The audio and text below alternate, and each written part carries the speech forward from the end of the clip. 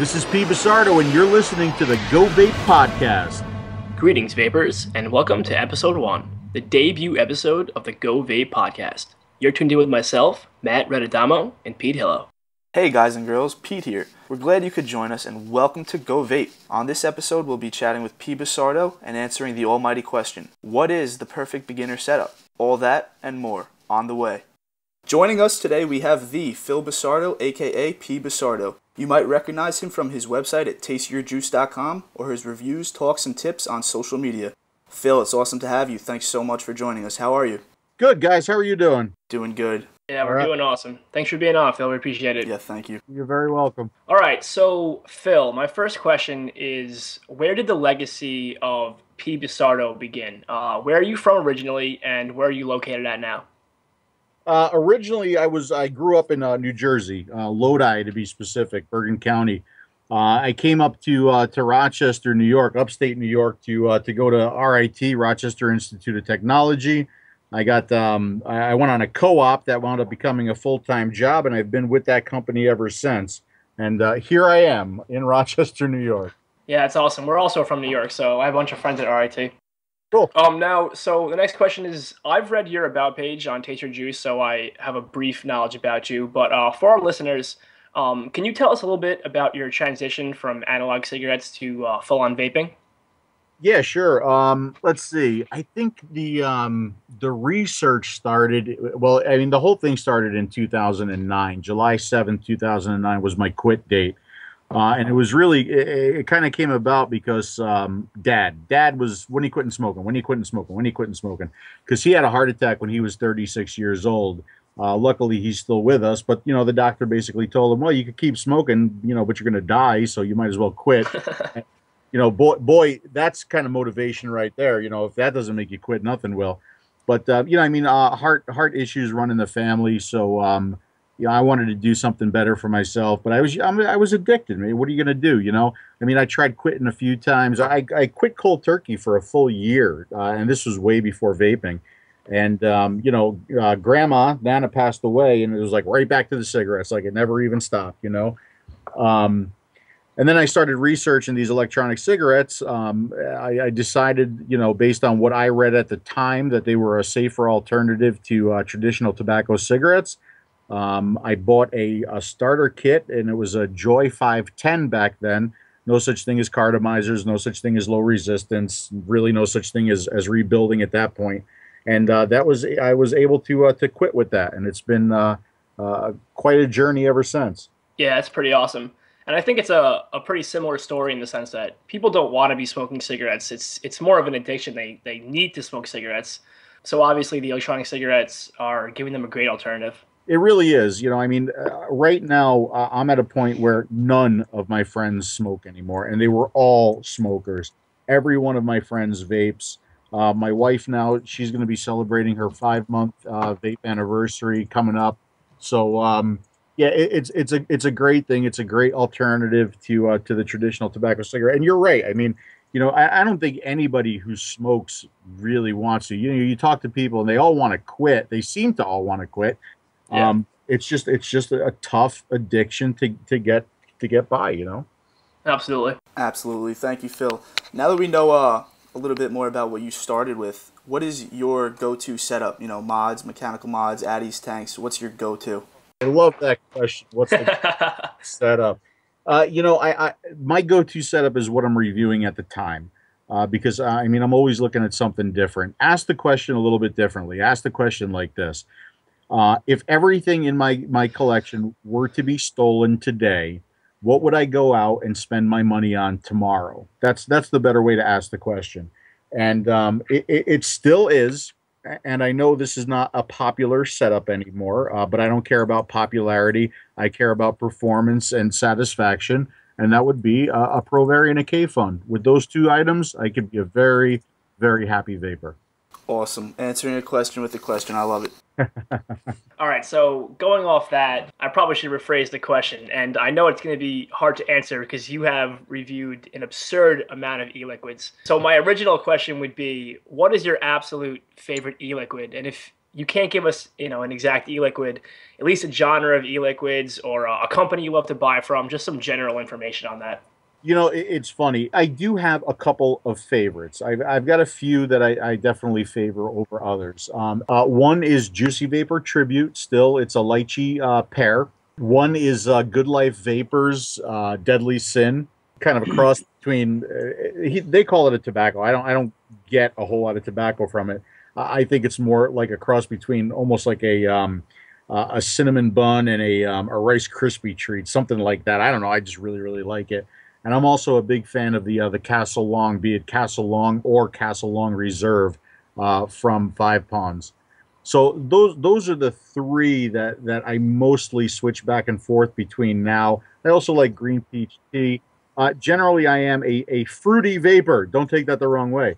No, I just prefer the fruits and the second would be the bakeries, and then I guess you could say the tobaccos. Although I really don't vape a whole lot of tobaccos anymore. Some people, they come up to me and they say, I'm a huge Boba Bounties fan. You turned me on a Boba's Bounty, and you love that. And I'm like, well, to be honest with you, I don't vape a whole lot of Boba's Bounty anymore. I really don't.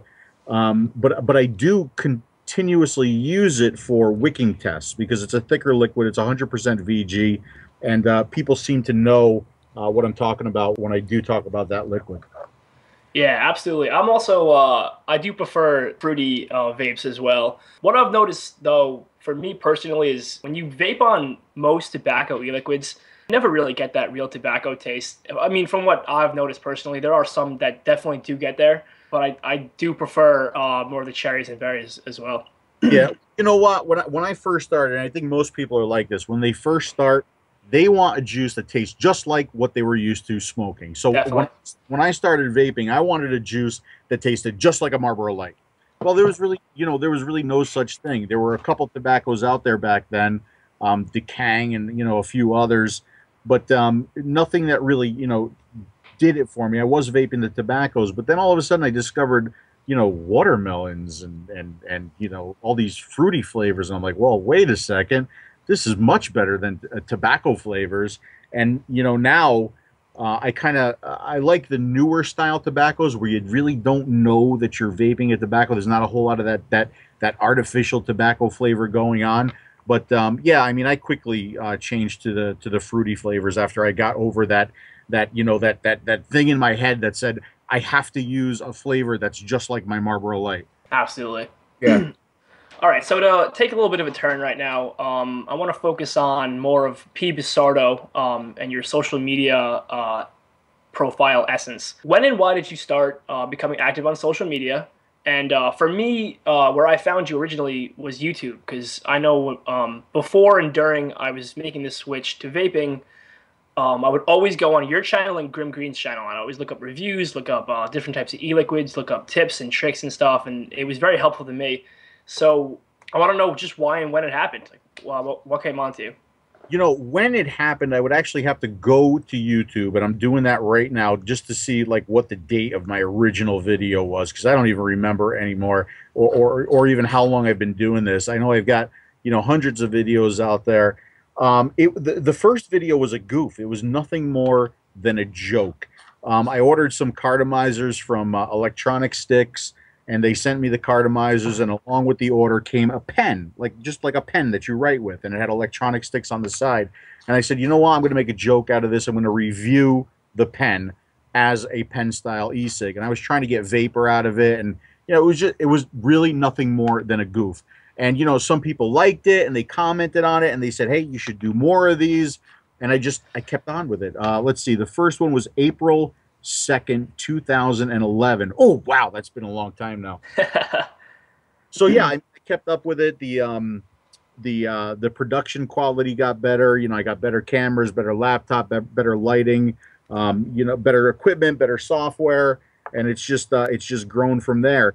And then the idea behind Taste Your Juice, originally the idea was a place where I can keep everything, I can organize everything, but I could also do post-review follow-ups. Okay, so if I was using a device, we'll say, you know, a month after the review came out and something happened with that device, or I experienced something new with that device, I could post it in the post-review follow-up right there on Taste Your Juice. So really, that's the best place to see the reviews, not necessarily on YouTube, because if you go there, you can get all the links, you can see the description, you can see all the photos of the devices, you can see all the graphs and the charts that go along with the review, and, you know, any post-review follow-up that I might have on the device. Yeah, that's awesome. And for our listeners out there, whether you're watching this on YouTube, our website, or on SoundCloud, below this we'll post a link to tasteyourjuice.com. Yeah, so, and I mean, the site has grown beyond, you know, my wildest expectations, and now I really try to make it a kind of a one-stop shop for, you know, anybody who wants to start vaping, who wants to continue to vape, who wants to, you know, investigate, you know, how to rebuild, and information on batteries, and information on, you know, wire. I really wanted to make it a one-stop shop for everything and for everybody, and hopefully it's become that, and it's been really helpful for people.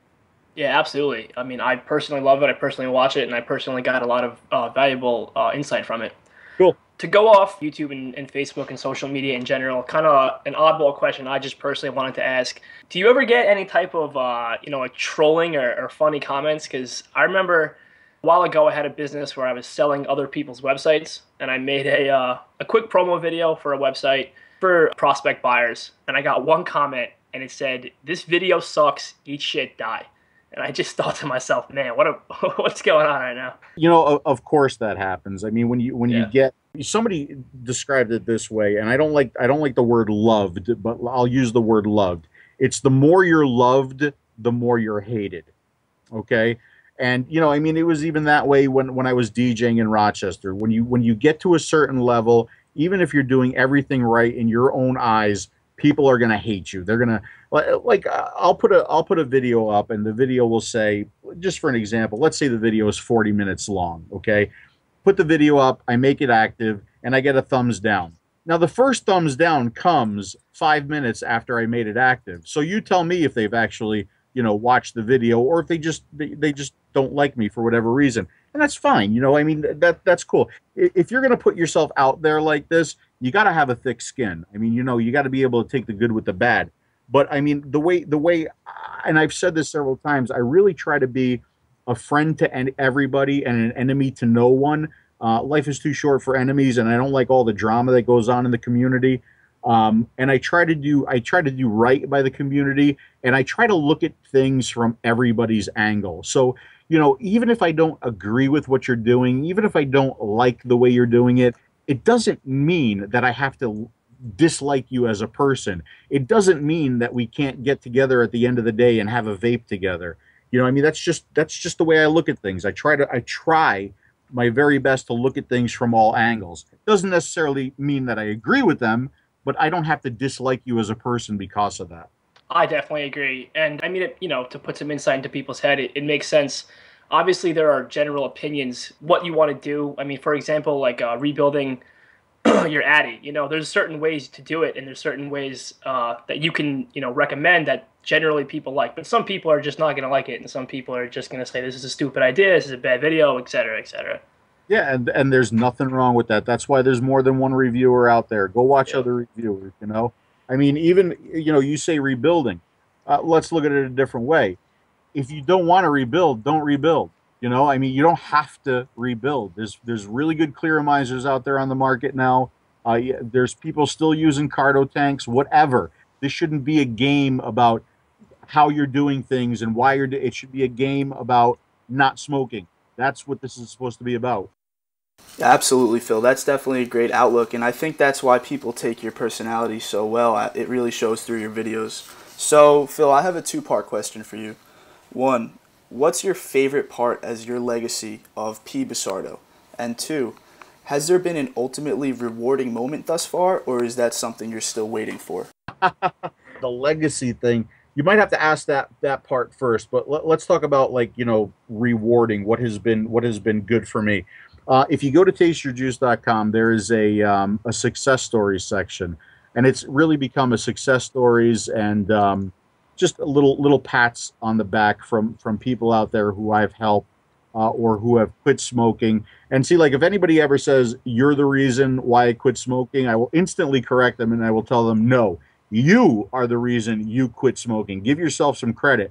You know, maybe I helped you out a little bit on the way, but there's no way for me to reach through this screen right now and slap the cigarette out of your hand. You've got to make that choice. But those are my rewards. Those are my awards, I call them. Those are my trophies. When people say that I've provided, you know, the help and the inspiration that they needed to quit smoking.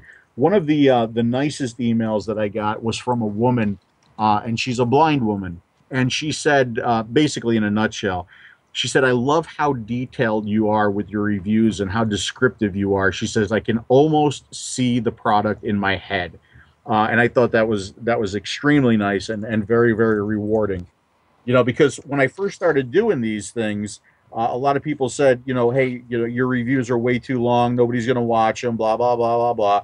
And basically, I ignored all that noise and I continued on doing things the way I do them. And it's because I want to give you as good an idea of how the thing feels, how it operates, how it performs, what the numbers are, what's it like to push the button, what's it like to vape it in the dark. I want you to know all that because, you know, some people still don't have the ability to go to, we'll say, a brick and mortar and hold the device in their hand and really, you know, get a good idea of how the thing operates. So that's what I try to do in the reviews, just to be as descriptive as I possibly can be.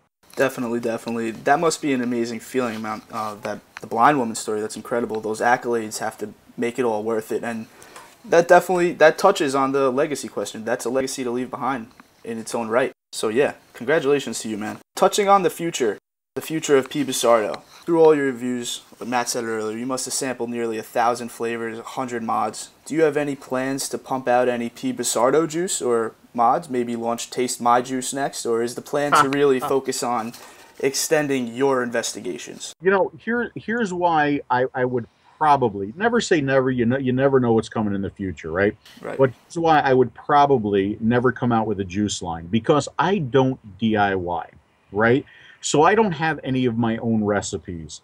And the last thing that I would do is to slap my name on a juice just for the sake of slapping my name on a juice and try to make money off of it. I can't do that. That's just not me. You know, but does that mean that there will be no, we'll call it, revenue generating opportunities in the future? No, I can't say that. You know, I mean, I don't know what my next steps are going to be in this game.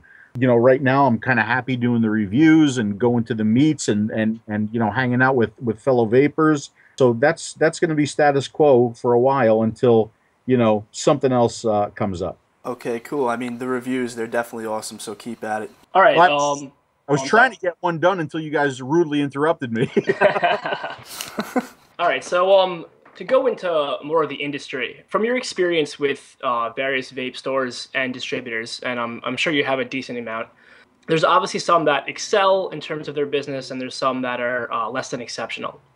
So if you could pick maybe one or two things, what would you like to see almost as an industry standard? And I'll give you an example. I use VaporBoost.com. They're one of my favorite juice companies. And they pre-steep their juice standard, which I think is awesome. You really get the true flavor out of it. So what would you like to see moving forward with the vape community and the industry? Wow. Well, first of all, for it to be accepted by the FDA and tell them to get off our backs for a little while, that would be nice. Absolutely. You know, I just did a rant on a couple of liquids, okay? And one of the labels had the name of the company, the name of the company and the name of the flavor, and there was nothing else on that label. There was no website information, there was no nicotine information, there was no warning information, there was nothing. There was nothing. We're under a magnifying glass at this point, and we need to do things right.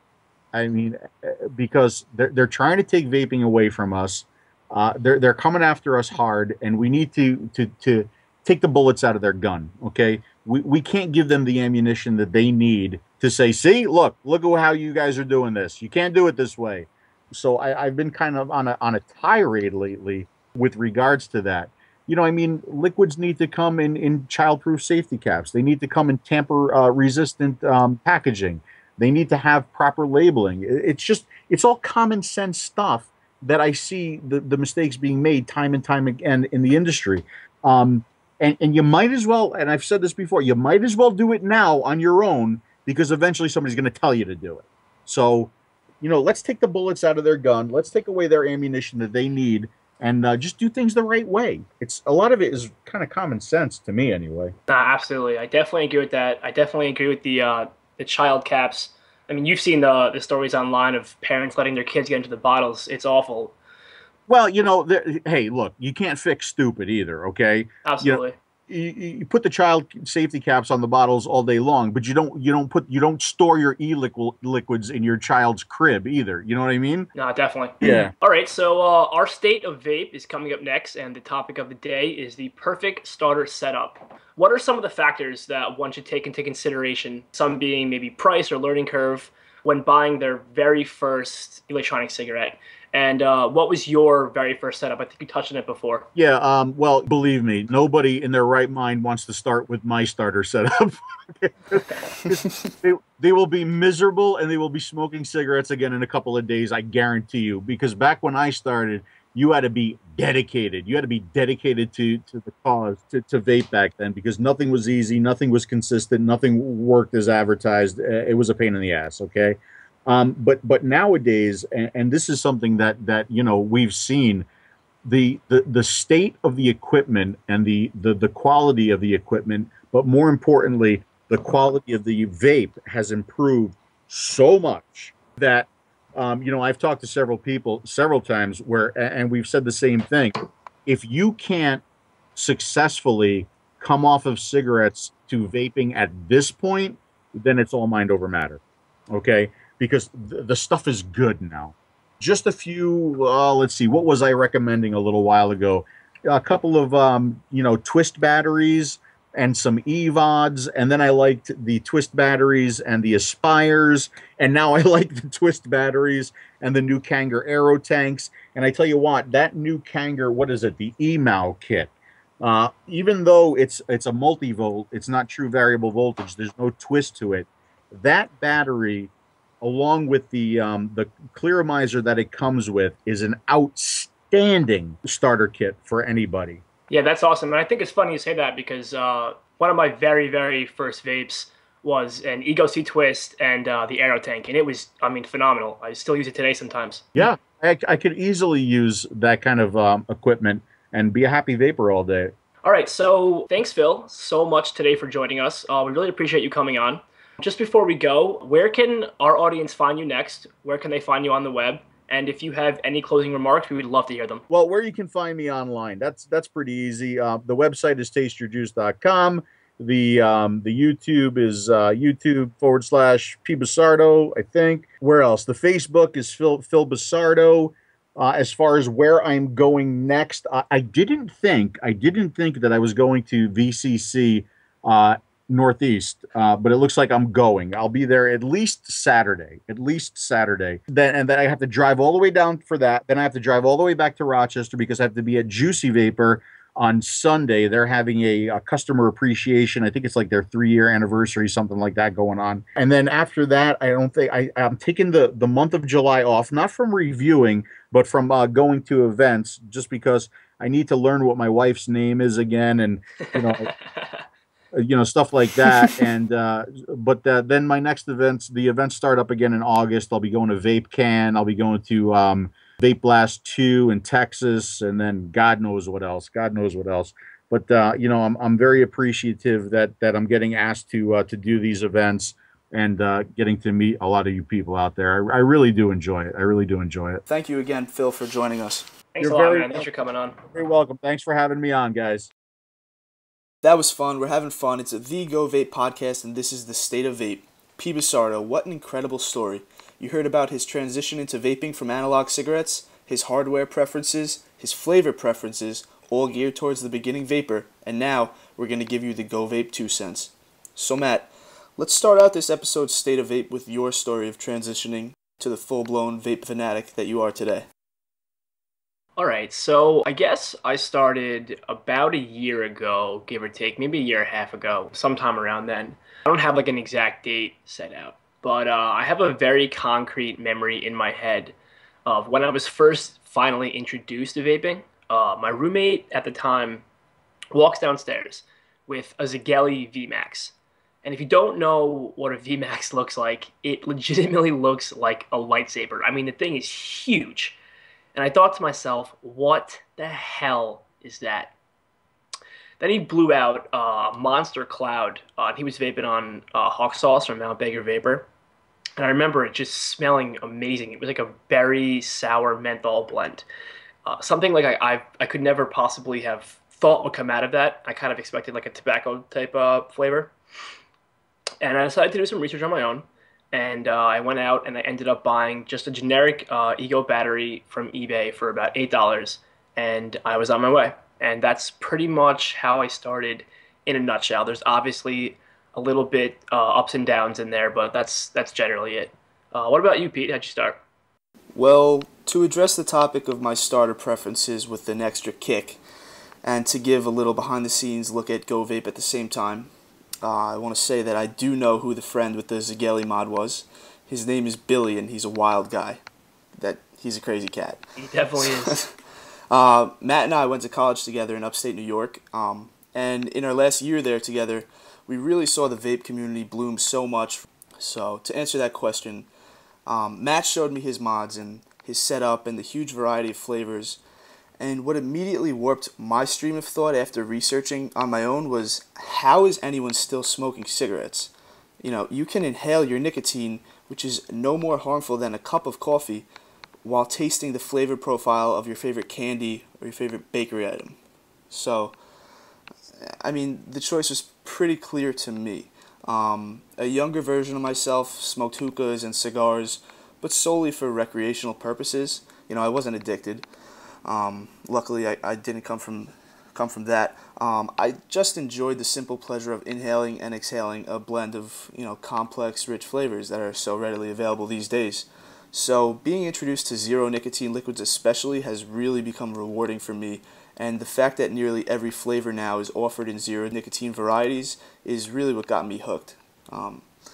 So it's been helping with my diet even, which is funny. I mean, it makes sense if you think about all the flavors that are offered.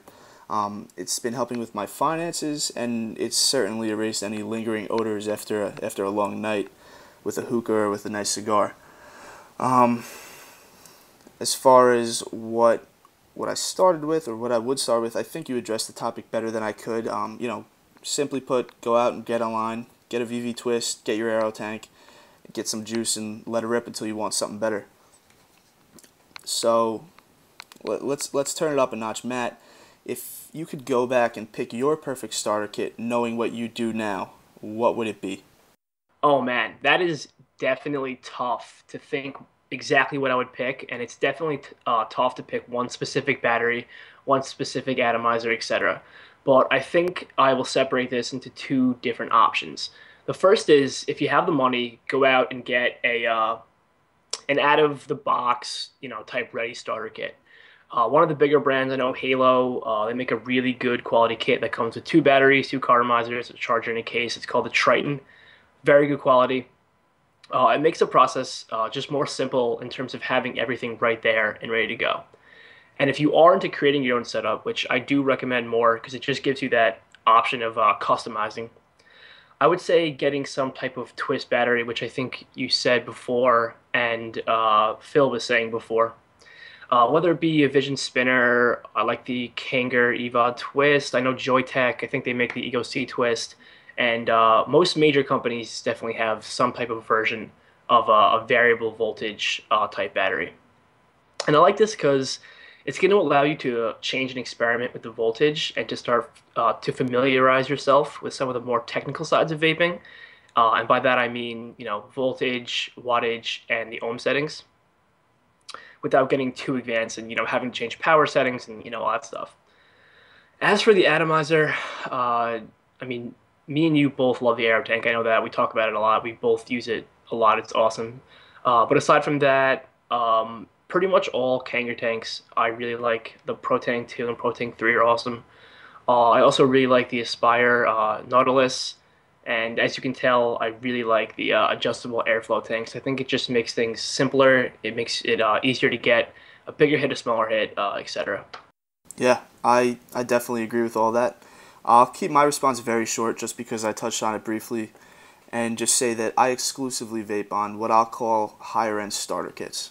Oh yeah, definitely. And I think by that you mean when I was talking about the Halo train. Yep. Yeah, the reason I think they're a little bit more convenient, especially when you first start, is because you're probably switching from real cigarettes now to electronic cigarettes, and you're probably going to want to go outside and vape. And it's nice because when you're out in public, you're not going to want this huge, lightsaber essentially looking type thing. You're going to want something small and discreet, and it's really pretty nice. Now, from what I've seen, from a cultural thing, and this could just be my opinion, but from traveling down south, vaping, it seemed much more used and acceptable there, and then at least for where I am currently at, there were people actually carrying around full-on mods, mechanical mods, and it seemed almost like people had accepted that, whereas here, the disposables are definitely accepted, but I've only once or twice seen someone holding an actual mod, so that's something to just keep in mind, your cultural norms and whatever.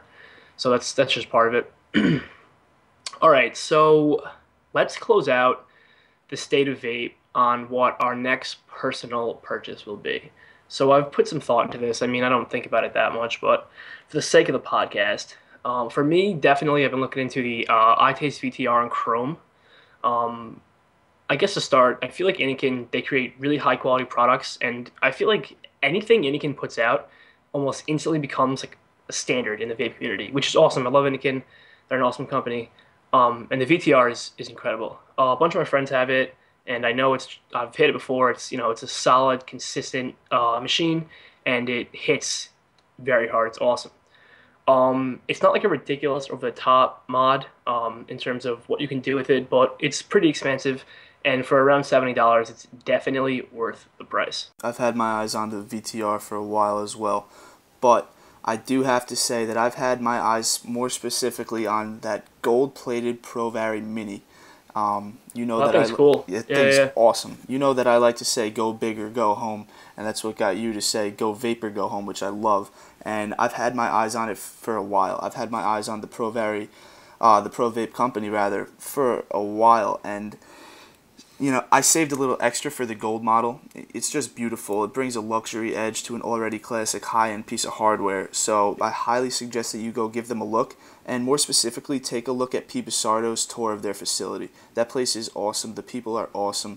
Give them a look. Yeah, you always love those minis. You love the DNA mini or the Hana mini and the Yeah. All right, so moving forward with the podcast in general, this was definitely a shorter podcast than most of them will probably be. And we did that more specifically to get people acquainted with what we're trying to do. The idea of the State of Vape and the idea of our podcast in general, obviously we want to help people out. And we want to bring great content to our viewers and listeners. But, we want to engage you as vapors, and we want to encourage your thoughts, and we want to encourage your ideas, and we want to feel engaged. We want you guys to feel engaged, to talk back with us and create a two-way conversation between us and you guys, and you guys and you guys, and a whole giant circle, obviously.